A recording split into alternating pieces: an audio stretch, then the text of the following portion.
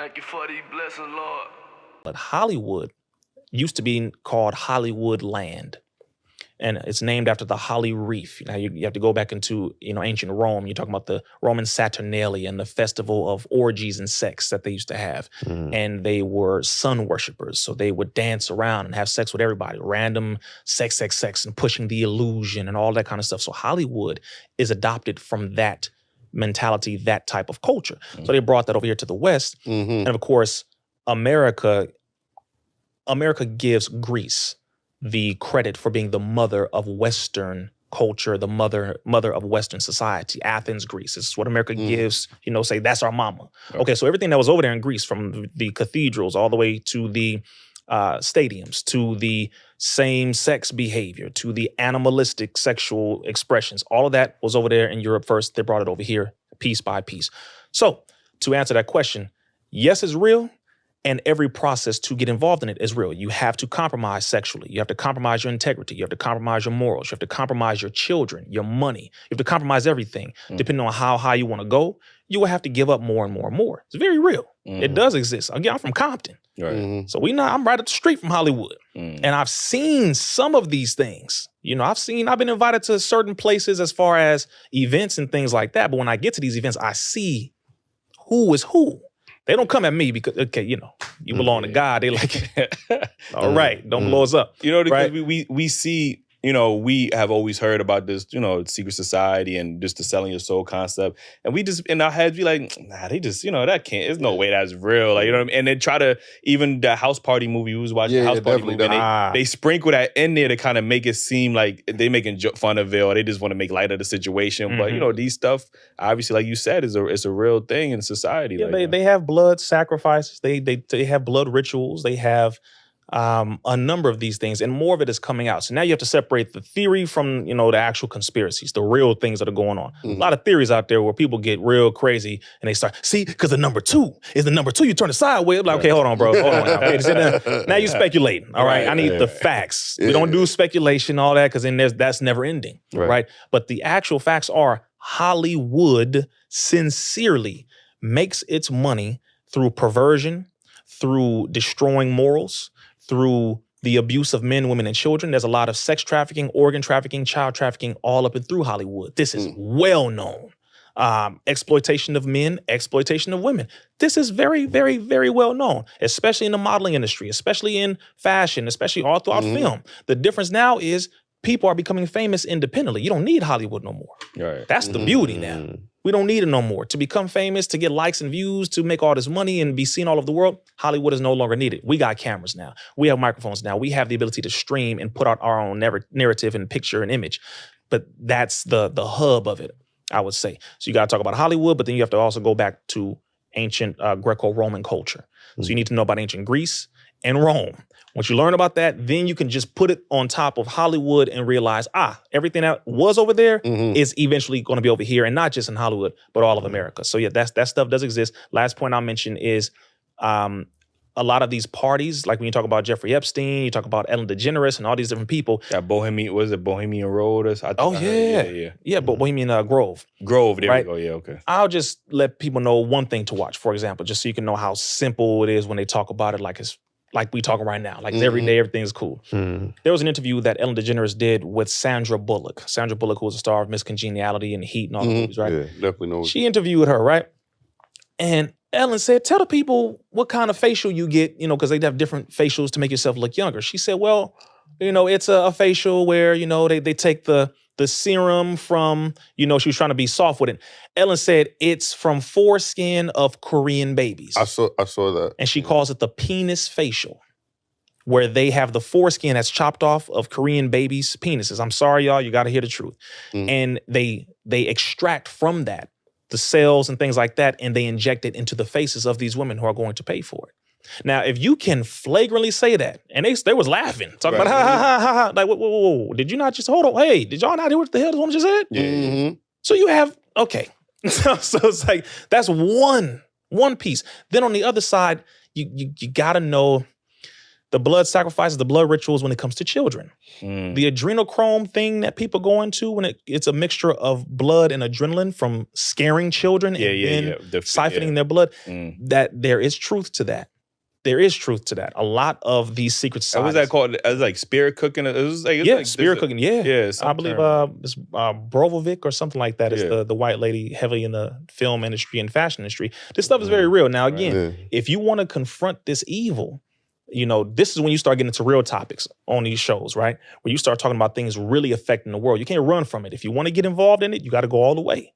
But don't try to, dip and dive into it. But again, this stuff is very real, bro. Right. It's a lot. Like I don't want to go too deep into it because it does exist, but you have to be willing to face it. Right. The reason why it's hard to believe sometimes is because, like, who blatantly says you got baby, on, you know what I'm saying? Look up that interview, Sandra Bullock, Ellen DeGeneres, and type in penis facial. It's gonna blow your mind. Even the fact that people think it's UFOs out there, but they're calmly saying, "Oh yeah, it's true now." It's a fact. But it's hard to believe it because we've been saying it for so long, and now they're just agreeing with you, like, "Oh yeah, they out there." Yeah. And then when they pop up walking on the road with you, you're like, "Oh shit, we did tell you." You know what I mean? So it's hard to believe stuff that but it's unbelievable to hear you actually say. We've been desensitized with so many lies, bro, to where when we hear the truth, it sounds crazy. Right? Yeah. That can't be true, but yeah, it is true. Because they've been putting the lies in front of our face so long in the books and TV and movies and cartoons. Movies, definitely. And they just been doing this to where when we finally see it, now it's like, okay, hold on. So you mean to tell me this whole time it's a form of conditioning that we have to unlearn and reverse now? And even if we record it, like right now, we can see a UFO. If I record it, people want to say, what the frick? That's fake. That can't be. Come on, it's CGI. Come on, bro. You know what I mean? Because now we got so many ways to look at it different. Yeah, but, I've seen, we don't even call them UFOs. We call them wheels, how we're taught in the Nation of Islam. We know about this. Brother, you're talking about over 100 countries have already declassified the documentation, the evidence, videos, and photographs of quote-unquote UFOs long before the United States did. Now the United States last year started coming out heavily saying, yes, they do exist. We had evidence for over 30, 40 years. It's true, right? So, but the reason why America doesn't want to reveal that is because they don't want to give people any type of inkling or idea that there's a power that they can't control. They do not want you to have no thought in your head that anybody can overcome this government. And the reality is a power like that does exist. Even I was watching Secret Invasion, is a Disney Marvel show, and they have these aliens called the Kree or the Skrulls, and what they do is they're reptilian like creatures who transform into looking like humans. You know what I mean? And I've heard plenty of stories about reptilians, these people that can transform, the aliens that can transform, that's taking the role of the higher powers in our society and controlling whether we want to. Like I said, that's a whole other we about to turn this into the Joe Rogan experience. I'll just say I've never seen that before, the reptilian thing. Is it possible? Sure. Is it possible? Sure. But then again, hell, you have people with about 10 different personalities and they switch up and do things depending on who's in the room. Right. All right. So you can say that's a metaphorical version of it. But as far as the physical reptilian-like human beings, I don't know. I wouldn't doubt it. I've never experienced it. I don't go too far into the stuff that I don't know at all. Nah, the person who I believe pushed that thought or that idea long before the Bible, because if you're going biblically, then you look at the snake who whispered to Eve in the garden. Well, snakes don't talk. Right. All right. So because now it's like, well, damn, snakes talk back then, but they don't talk now. Right. Isn't evolution supposed to take place, not de-evolution? Right. Whatever. So that's a whole nother conversation. But we are taught that, that was a person. And that's metaphorically dealing with people who we have in our lives that whisper things to us that are not right, not good, that are lies that will cause damage in our life. That's why we call them snakes. Okay, so that's another way of looking at it. But again, the reptilian stuff that David Icke, for the most part, is well known for pushing, that most of Europe just couldn't stand him for pushing. Caucasian white dude has been pushing this information long before Joe Rogan was born, before Alex Jones even. And I've been on Alex Jones' show InfoWars. Right. So you take the truth, and whatever else is too far, you're like, I can't touch that yet. Right. I need more evidence. Definitely. Definitely. So you said in this day and age, we don't need Hollywood anymore because we got cameras and microphones. So would you say that the people who were famous before we got to this point, they definitely a part of the Illuminati? I'd definitely say a good percentage. I wouldn't doubt that a good percentage of them are. And then you have some who you have to look at exactly what they are pushing and what they're endorsing. Look at what people are supporting. Look at what they're endorsing. Look at what they're pushing. Look at it thoroughly. Okay. For example, you're pushing that it's okay for grown men wearing dresses to dance in front of children, half naked. All right. Which celebrities are supporting that? We can look at that, right? So you can say, yep, you. Then a small percentage of them may just be ignorant, right? Some of you are ignorant for sure. We can't get rid of that. That's a fact. Some are genuinely ignorant. Okay, cool. But then a good percentage of them are helping to push the machine that benefits and that talks about that situation, or the ones who are talking about putting men in dresses. And I mean, like, really putting us in dresses and always attacking family and always promoting anything that goes toward destroying children or removing morals piece by piece. You got to look at who these people are and then ask them, who the hell do you work for? See, again, ignorance goes to a certain point. You know damn well what's going on now in 2023 when it comes to certain things that we've been dealing with as people. You know what the hell's going on. So what's your excuse? Who do you work for? That's when you have to start asking that question. So yes, a good percentage of them for sure are a part of, you could say the Illuminati, you can say a part of different secret societies. A few of them are a part of it without even knowing. Right. That's another side of it, because it was so damn ignorant. I know they used to say that for like black actors, especially if you wanted to make it, you had to do like a homosexual role at the beginning of your career. The casting couch test is what they used to call it. And that was brought up by a lot of people. Eddie Murphy talked about it. Cat Williams talked about it. Whitney Houston talked about it. You had a lot of people, singers, actors, who talked about certain things that they had to go through. Tupac talked about it with Quincy Jones. It's a lot of people who came out and said, I was offered this, but this came with it. They said I had to do this. I had to get on my knees, do this. I had to bend over, do this. This is real. It's very real. Paul Mooney mentions certain things like that. There's a lot of people who brought it out. Those clips are not well circulated. All right? Definitely.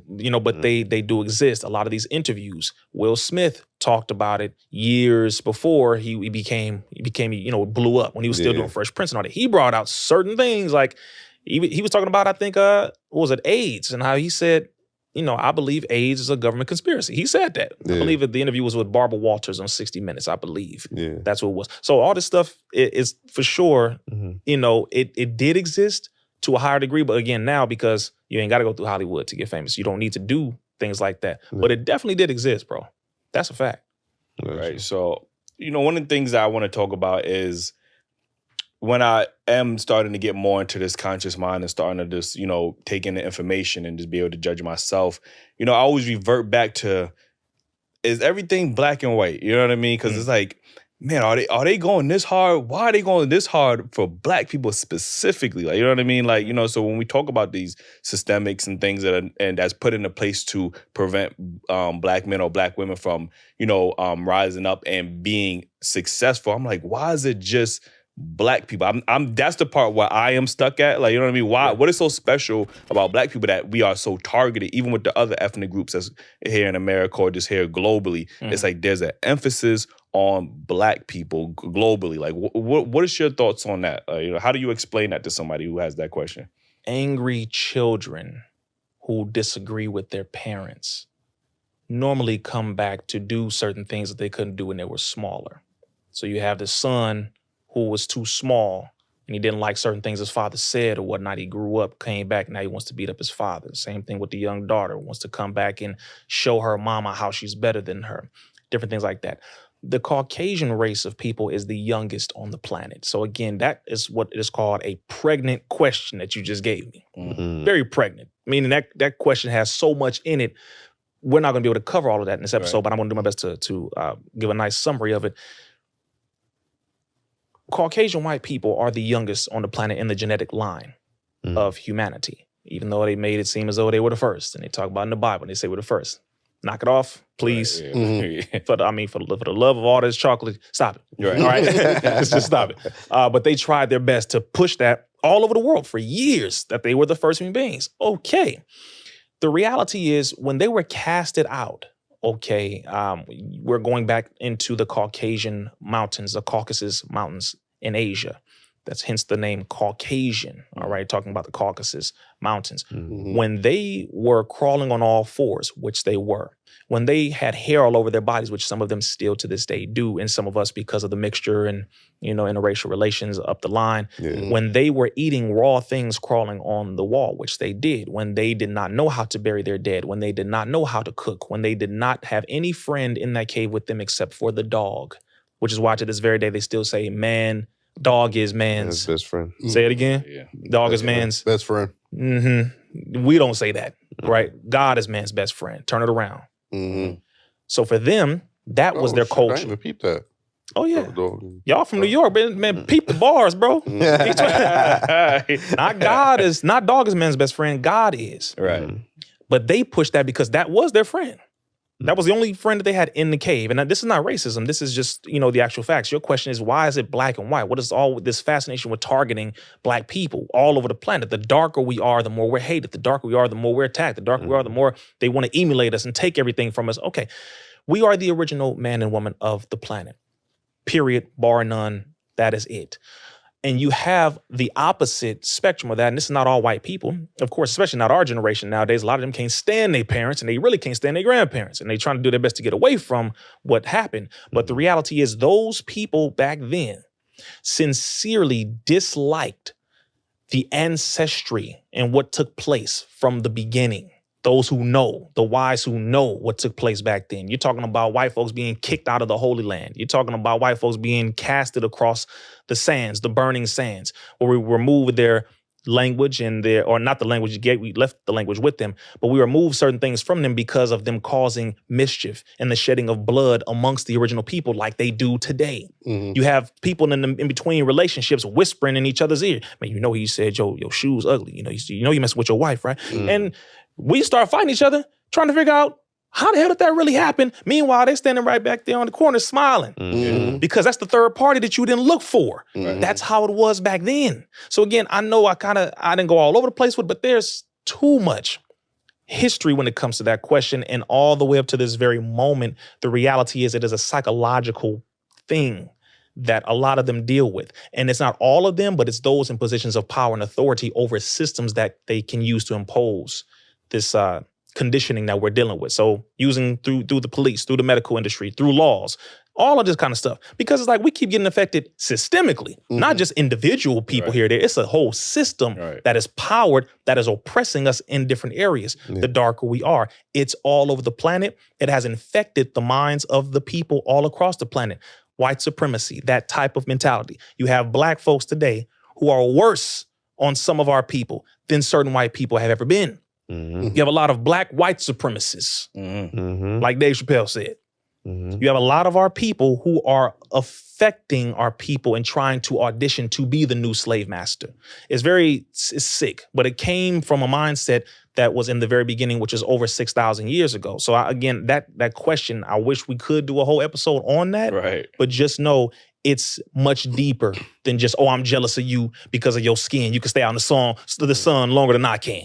It's much deeper than that. All right. It's not so surface. It's a whole lot more that goes into that. And if you want to study more on the history of it, I recommend you start out by listening to Minister Farrakhan's lecture called The Origins of the White Man.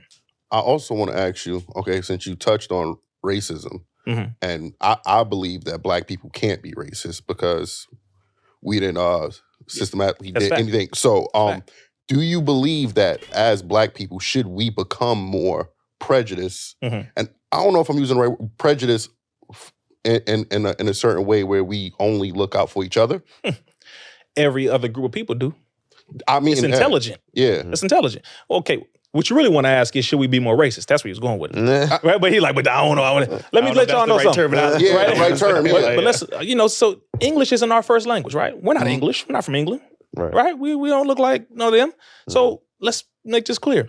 If we use the language that they forced and imposed on us properly, don't get mad at us for using your language properly. Racist is demonstrating a degree of how much you love or do not love your race of people. So as the Honorable Mr. Farrakhan said, a pianist, right? A violinist. These are not people who are against things. These are people, this is describing to what degree or level that you have attained in this field. Playing the piano, a pianist, violinist, racist, literally. And it's like, wait a minute, damn, does that fit? Yeah, literally, yes. This is English, right? This is basic English. If you want to be a person who preserves his or her race more, which we're not a race because there's no beginning to us and there's no end. That's another thing I gotta, whatever. Well, for the lack of argument, let's just keep it on the basic, right? Yeah. You are being wise and intelligent just like everybody else when you look out for your people first. You can't help him with his broken leg if you got one too. If you don't fix yours first, how you gonna help him with his? Your leg broke. What you look like hopping over there to help him with his broken leg? Brother, you bleeding out. With how long you gonna be able to really help him? See, we have to be smart about this. Self-preservation is the law of survival, right? Self-preservation. A Chinese person will not be out here helping everybody else before he helps his or her own Chinese brethren or sister. Italians help Italians first. Mexicans help Mexicans first. I'm with all of that. Whites help whites first for the most part, as you should. And no one should get angry about that or with that. Our problem is we refuse to help ourselves first because we've been convinced and conditioned into believing that we're supposed to love everybody else before we love each other. And that is for the lack of any word that I choose to use other than stupid. Sincerely stupid. Your enemy's laughing at you every time you're helping everybody else except for yourself. You are a dumb fool. Literally. Everybody else has their stuff together. How many schools, how many banks, how many grocery stores, how many transportation industries, how many, I would say malls, if you want to go when it comes to shopping, how many airports, how many different systems do we have? We have a few of these things that I just mentioned. We do. We need a whole lot more. We're not in the position to argue for somebody else's fight, somebody else's cause. We're not in that position. Not if we want to call ourselves intelligent people. We're not in a position. So we have to get back to loving ourselves first, which doesn't mean you hate anybody else. That's another thing. Black love does not equal white hate. Right. But you have a lot of them who try to throw that guilt trip on you. And it's like, excuse me, I don't like Becky. I don't want Becky. Leave Becky away from me. Thank you. Becky, That's go be with you. With the prejudice word, people would use it as a form of hate, I guess, when they flip it. You know what's interesting? When I hear people say hate, right? Because I'm already know where you're going. I know. I'm telling you now, when I hear people use the word hate went from evidence-based actions that took the lives of people. That's where it was first. Stuff that was done, physically done to take the lives of people. That's hatred, ending life. That's hate, right? You're talking about not just Adolf Hitler, but you're talking about Mao. You're talking about, I believe this individual's name is Leopold of Belgium, who exterminated over 12 million Congolese. That's hate. Right. You're talking about General Amherst over here who exterminated the natives because he said, aren't you Indians cold? Don't you need these blankets? Which had smallpox in them, right? This is, I want to help you, right? You're talking about all this insanity. That's hatred. That's hatred. How did hatred go from physical things that damage people, remove their livelihood, destroy their families, etc., to now, it's just a feeling that you have because of a word I used? That's hate because I said something you don't like. No, you sensitive as hell. Seriously, you need to get over yourself. And this is why when I get in a room full of white people, the reason why they respect your brother so much is because I don't come in there with the programming. I'm going to speak the truth regardless to whom or what. If you don't like it, that's you. I'm not going to be rude. I'm not going to be disrespectful, but I'm going to speak the truth. Now, if you don't like it, that's up to you. That's fine. But the truth has to be spoken or else you're going to continue to be a slave. They want black folks to be a slave, shut up, be quiet. To this day, they want us to just not complain about anything, accept whatever we are given, accept horrible treatment, accept the fact that you niggas are still illiterate, still got alcoholism, still got drug issues, still locked up. Your women still have self-hatred. The men have self-hatred. The children out here getting these guns and sticking up people, shooting, robbing, doing all that. We have all these issues. And you tell me that you don't like the fact that I said that I want to be with a black woman and not a white woman. Get the hell out of here. Get out of here. No, seriously. You got to stand on it. And don't let them guilt trip you into something that you're not guilty of. Y'all hear what I'm saying? Yeah, dude.